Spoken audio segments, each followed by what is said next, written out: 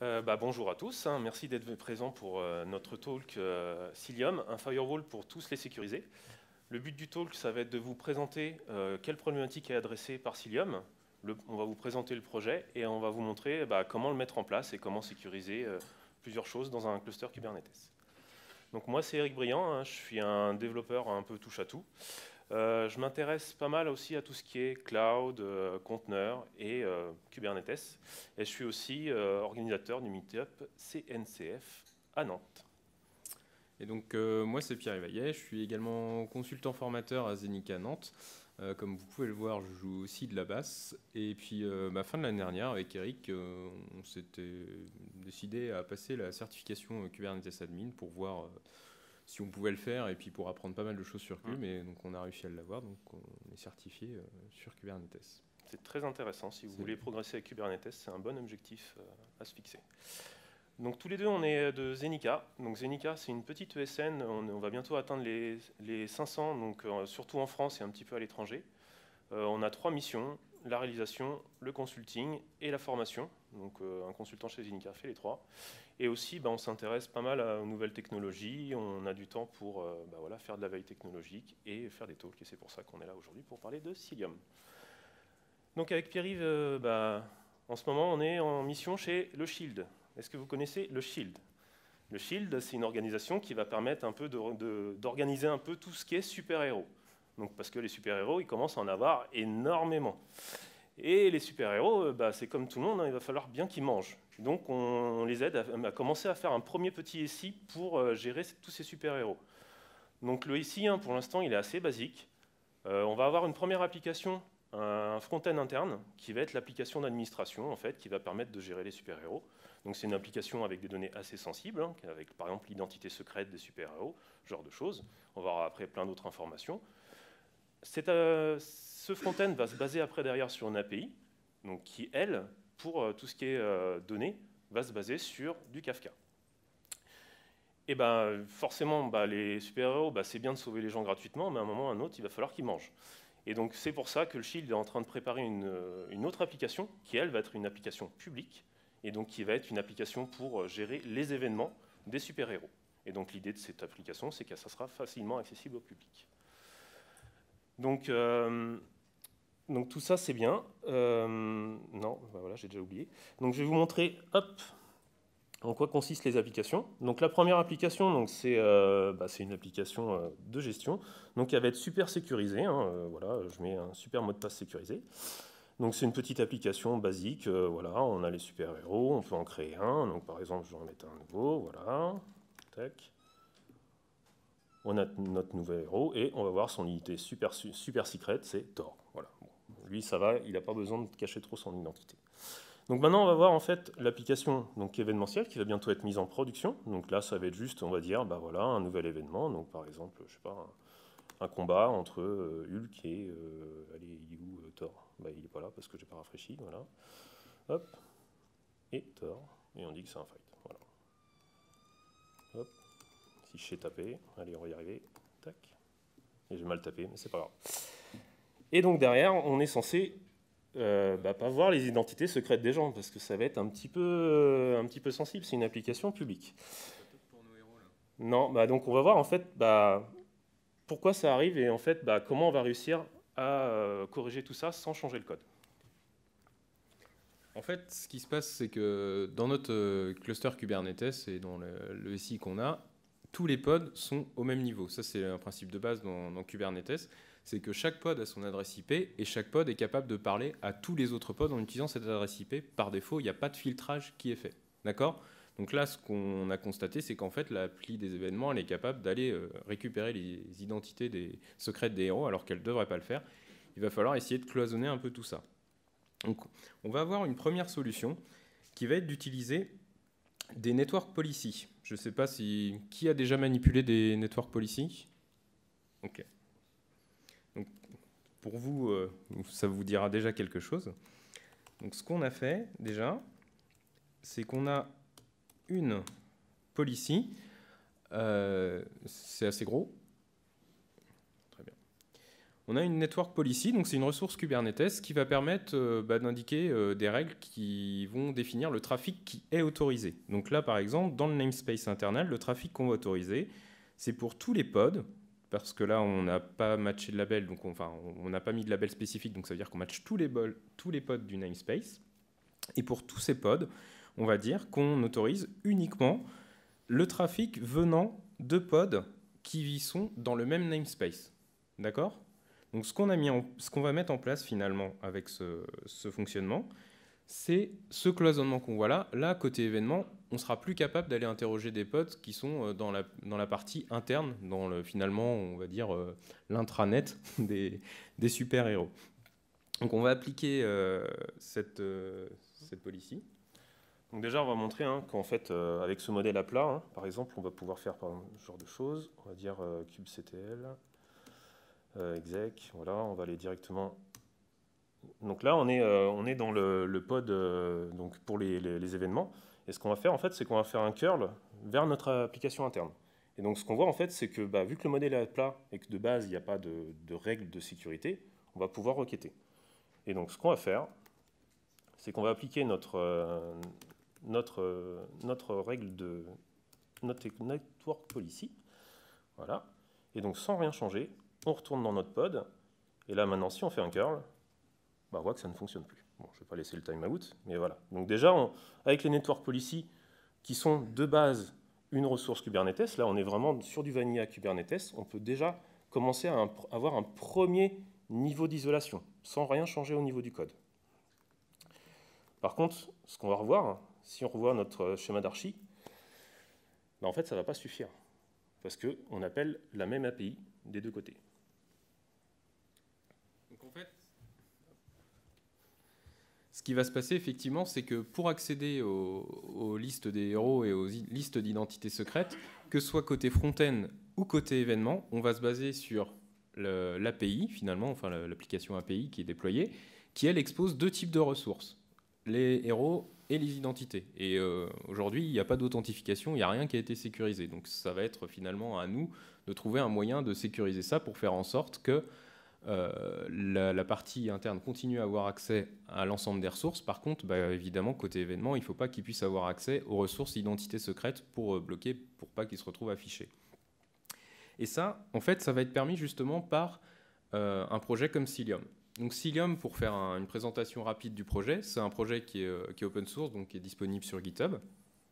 Il est codé pour la plus grosse partie en Go. Et pour une partie qui interagit avec le kernel, donc qui s'appelle BPF, c'est codé en C. On va avoir un peu plus de détails là-dessus juste après. Aujourd'hui, il est en version 1.4. Il se présente sous forme de network add-on pour Kubernetes. Donc je ne sais pas si vous utilisez Kubernetes, c'est ce que vous utilisez comme network add-on, mais il se place au même niveau que des produits comme Flannel, Calico, Weave, ce genre de choses. Simplement, il a des fonctionnalités supplémentaires par rapport à eux.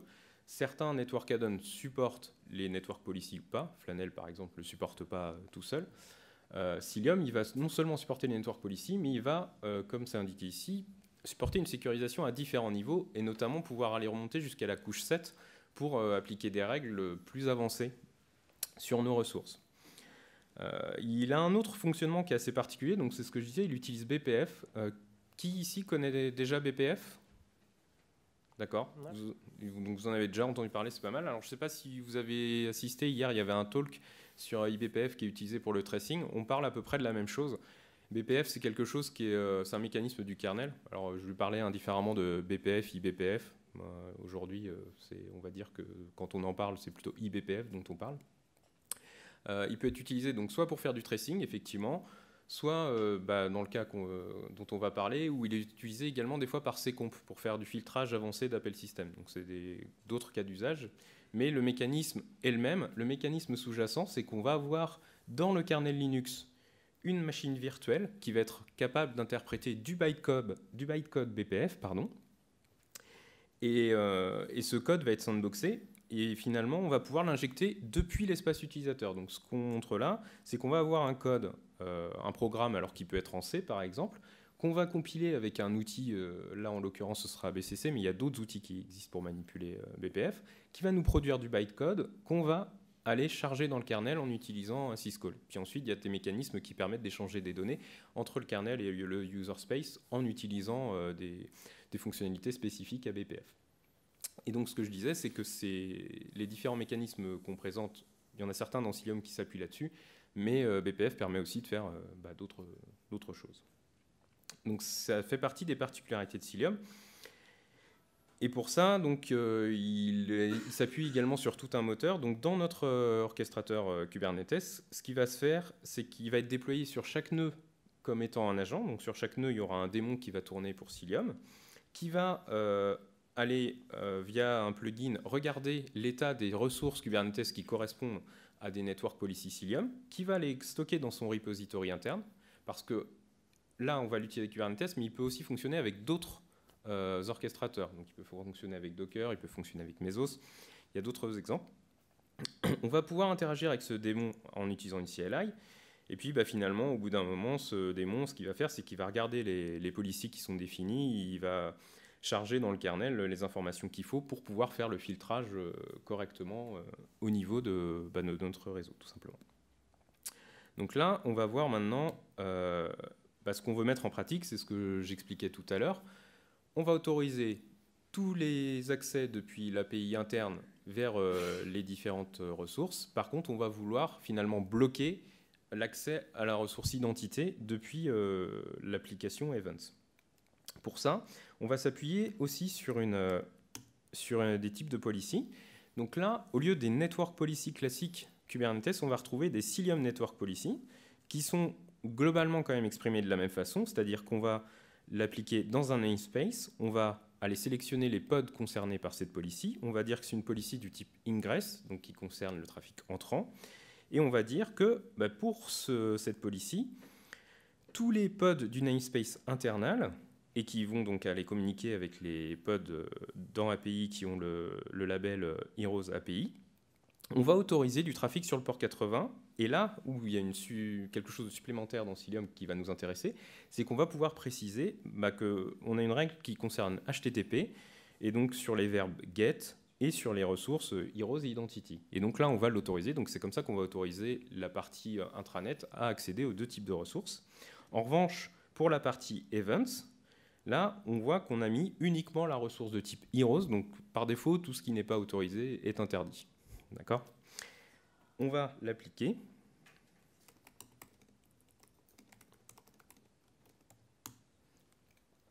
Et une fois qu'on l'a appliqué, on va remettre à jour. Et là, on voit que ça a bien fonctionné. L'application, on lui a bloqué l'accès aux ressources de type identité, donc elle ne peut plus afficher ces données qui ne doivent pas être visibles. Donc là, moi, je reviens d'aller discuter un peu avec les devs. Donc je leur ai expliqué que, effectivement, appeler l'API, une API assez confidentielle pour une application publique, c'est pas forcément une très bonne chose. Donc ils ont développé une nouvelle version. Donc là, l'idée maintenant, c'est que si on affiche l'application, alors le temps qu'elle se déploie et qu'on n'a pas fait de déploiement blue-green sans interruption. Et donc l'idée, c'est qu'on va pouvoir réafficher cette page, mais normalement maintenant sans les identités secrètes et sans faire trop de claquettes si c'est possible, s'il te plaît le réseau. Donc ce qu'on a vu là précédemment déjà, c'est qu'avec Cilium, on a pu sécuriser une API finalement sans toucher à aucun code. On a juste eu un descripteur et on a encore les identités secrètes. Alors, donc effectivement, on a bien déployé une nouvelle version et on a regardé maintenant le code parce qu'on commence à en avoir un petit peu marre. Et en fait, ce qu'on s'est aperçu, c'est qu'ils n'ont pas compris en fait ce que j'ai dit. Ok, ils ont arrêté d'appeler l'API, mais maintenant en fait, ils appellent directement Kafka. Ok. Ouais, bon. Alors, avant d'aller retourner les voir, on va essayer quand même de sécuriser tout ça. Et donc, ce qui est bien, c'est qu'en fait, avec Cilium, c'est qu'on va quand même pouvoir sécuriser aussi du Kafka. Donc moi, perso, je ne suis pas un grand connaisseur de Kafka, mais en fait, ce qui est intéressant, c'est qu'on va pouvoir très facilement en fait, sécuriser du Kafka avec Cilium. Donc là, ce qu'on regarde, c'est notre application interne encore. Et donc, on retrouve le même descriptif que tout à l'heure, sauf que le namespace, du coup, maintenant, c'est Kafka. Donc, on dit, dans le namespace Kafka, on va appliquer cette règle. Et comment on écrit la règle? On dit, ici, on parle de Kafka, et on peut dire, pour le topic Heroes, tu as le droit de produire et de consommer. Et donc, on fait ça pour les héros et pour l'identité. Par contre, ce qu'on va regarder, hop, non, pas le 3, le 4, tac. Pour notre application publique, les événements, elle n'a le droit que de produire et consommer des événements. Et donc, encore une fois, vu qu'on n'a pas exprimé le fait qu'elle puisse accéder à autre chose, si elle essaye d'accéder à n'importe quel autre topic, elle ne pourra pas le faire. Donc, on va appliquer ça. Hop.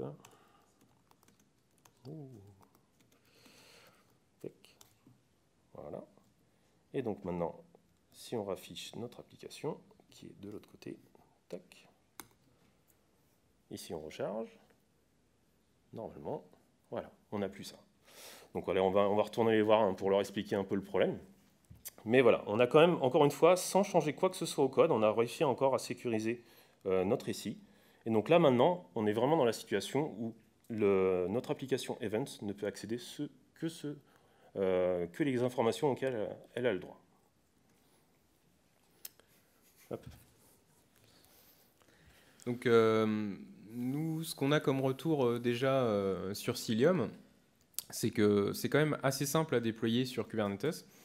Pour ça, on utilise un opérateur. Alors, je ne sais pas qui dans la salle connaît les opérateurs sur Kubernetes. Pas beaucoup de monde.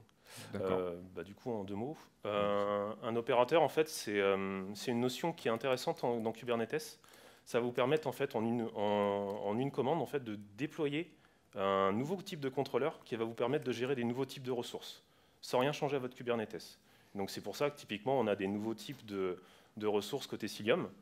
C'est qu'en fait, en une seule commande, on a réussi à démarrer un nouveau contrôleur et Kubernetes comprend des nouvelles ressources. Et donc, tout ça, c'est grâce à l'opérateur.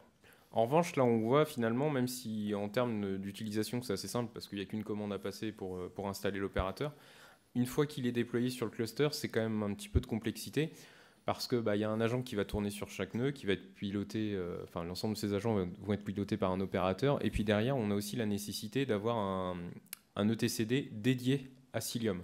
Donc ce que je vous montrais tout à l'heure pour les repositories de policies.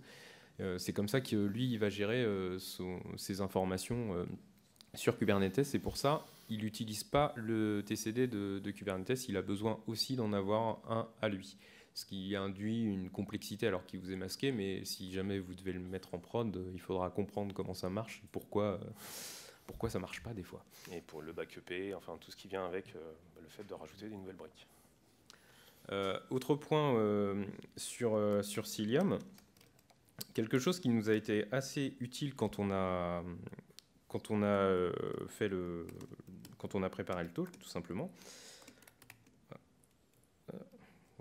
C'est de débugger quand on a des problèmes. Exactement. Donc si on regarde, il est déjà là. Non, il n'est pas trouvé. Il en faut un autre. Hop.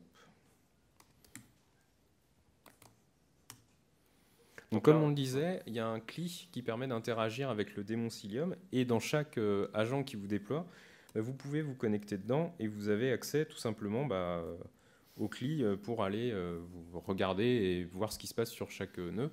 Donc avoir des métriques, pouvoir faire du diagnostic. Il y a notamment une commande qui s'appelle Cilium Policy Trace qui permet, si vous lui mettez la source en nom de pod et la destination en nom de pod, de voir les différentes policies qui peuvent s'appliquer pour essayer de débugger, pour comprendre pourquoi le trafic passe alors qu'il ne devrait pas ou inversement. Ouais.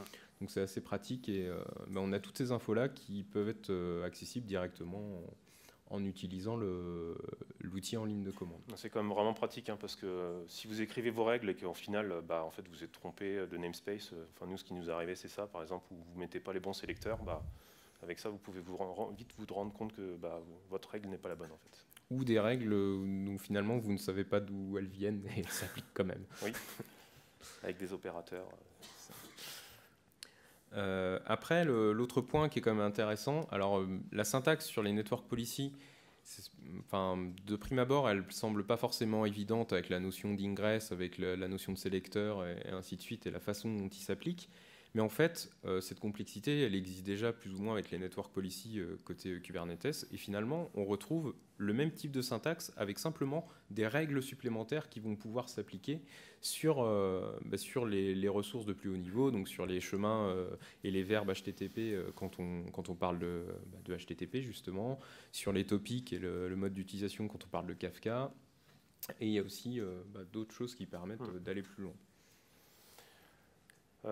Donc d'autres points en fait qu'on voulait noter, la première, vu qu'on parle de network, il va falloir parler de performance. Donc on n'a pas testé nous-mêmes les performances, et il y a déjà des benchmarks en fait dessus, donc des benchmarks par exemple typiquement à 10 gigabits, donc pour voir un peu l'impact des performances avec ce network add-on.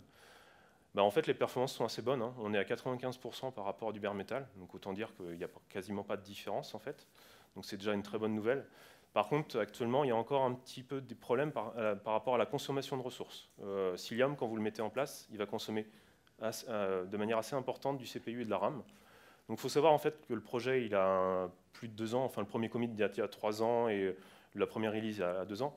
Et donc ça s'améliore beaucoup. Typiquement, le même benchmark il y a 6 mois, les performances de Cilium n'étaient pas les mêmes. Donc déjà en 6 mois, ils ont complètement changé les performances. Le projet est encore beaucoup en activité, donc je pense que le problème de ressources va disparaître aussi. L'intégration avec d'autres choses, dont parlait Pierre-Yves tout à l'heure. Typiquement, qui connaît Istio? Ouais, tout le monde. Voilà, super. En fait, ça se connecte avec du Istio. Typiquement, voilà, on est sur des produits qui peuvent être potentiellement complémentaires. Et ils ne sont pas en concurrence en l'occurrence, mais ils vont pouvoir être complémentaires. Même Cilium, en l'occurrence, vu qu'il embarque lui-même son etcd, il n'a même pas besoin de Kubernetes en fait. Si vous faites juste du Docker ou si vous faites du Mesos, vous pouvez vous servir de Cilium aussi. Dans Istio, il y a effectivement aussi pareil, le chiffrement point à point. Et avec Cilium, vous allez pouvoir faire du chiffrement aussi. Et donc lui, directement, en fait, il va s'appuyer sur IPsec. Donc c'est assez intéressant d'avoir du chiffrement à assez bas niveau. La problématique du multi-cluster, très rapidement, on peut potentiellement avoir plusieurs clusters Kubernetes. Et avec Cilium, vous allez pouvoir faire du multi-cluster networking avec directement du service discovery inclus. Donc c'est le genre de fonctionnalités qui sont quand même pas mal intéressantes. Et ça, pareil, on ne l'a pas testé, mais ce qui est intéressant, c'est de voir que là, on gère du Kafka, on gère du HTTP, on voit qu'aussi on peut sécuriser les namespaces. Mais en fait, il y a aussi du gRPC. Donc gRPC, c'est du protobuf sur du HTTP2, donc ça gère déjà ça. Et ce qui est intéressant, c'est qu'en fait, il y a déjà tout ce qu'il faut pour pouvoir étendre ça. Donc si demain, vous avez un besoin, vous vous dites, j'ai envie de sécuriser ça aussi très bas niveau, en fait, vous pouvez directement rajouter des modules pour gérer, je sais pas, des requêtes SQL ou ce genre de choses. Enfin voilà, ce qui est intéressant, c'est que c'est déjà prévu pour être étendu. Donc on vous a mis en fait les sources de ce qu'on a fait, donc la mise en place du cluster et toutes les sources par rapport aux policies, etc. Honnêtement, vous allez voir qu'il n'y a rien de sorcier, la mise en place, elle est vraiment pas très compliquée. On a mis pas mal de références aussi, donc par exemple le benchmark dont je viens de vous parler. Il y a aussi du coup la partie BPF finalement qui est intéressante aussi. Ouais, donc une page qui fait un peu référence, que vous connaissez déjà certainement si vous connaissez le tracing avec IBPF, qui est l'article de Brendan Gregg sur le sujet qui est assez intéressant. Et puis il y a un article qui est plus sur de la vulgarisation, on va dire, de Julia Evans, qui permet de rentrer dans les concepts BPF et IBPF si vous ne les connaissez pas, parce que ce n'est pas forcément des concepts évidents. Non. Et comme on le disait, il n'y a pas que Cilium comme use case. Il y a le tracing, il y aCcomp qui peut l'utiliser pour du filtrage avancé. TCP dump. TCP dump, effectivement, qui l'utilise en fait quand vous faites des règles de filtrage. Les règles sont compilées en programme BPF pour pouvoir être interprétées. Bon, voilà, en tout cas, nous, on a été content de tester ce produit, donc maintenant, à vous de jouer. Si vous voulez sécuriser un cluster sans changer quoi que ce soit à votre code, vous pouvez essayer. Le projet est très sympa. En tout cas, on a pris bien plaisir à l'essayer. Merci à tous.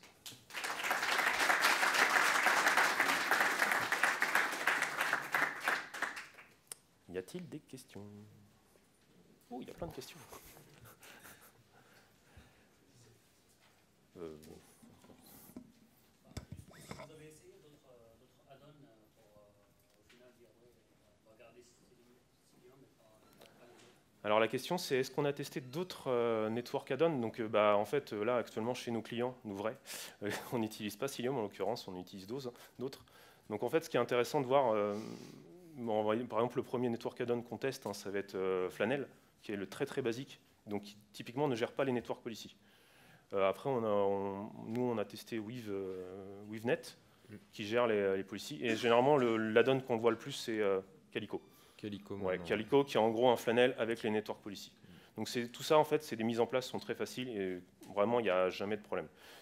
En fait Cilium, nous pourquoi on l'a testé? Parce qu'on a trouvé en fait l'aspect BPF qui était intéressant et donc le fait de pouvoir sécuriser plein de types de ressources avec un seul type de descripteur.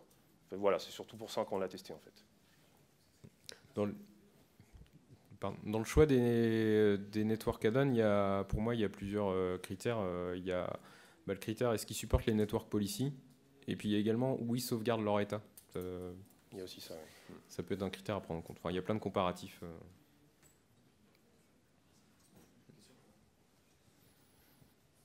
Merci beaucoup pour la présentation.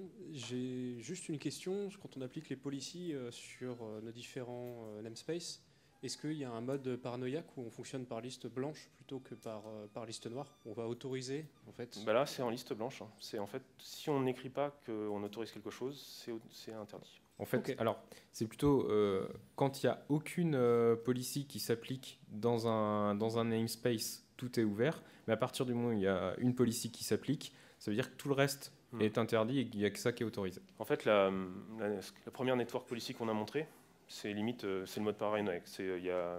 Dans un namespace, les pods, ils ont le droit de parler qu'entre eux et pas les autres namespaces. Donc on pourrait l'appliquer par défaut partout.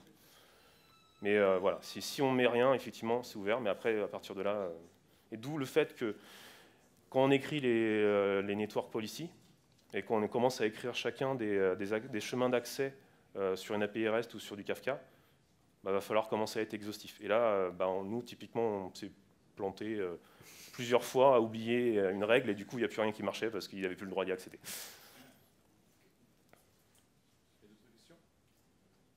Non. Merci à tous. Merci. Merci.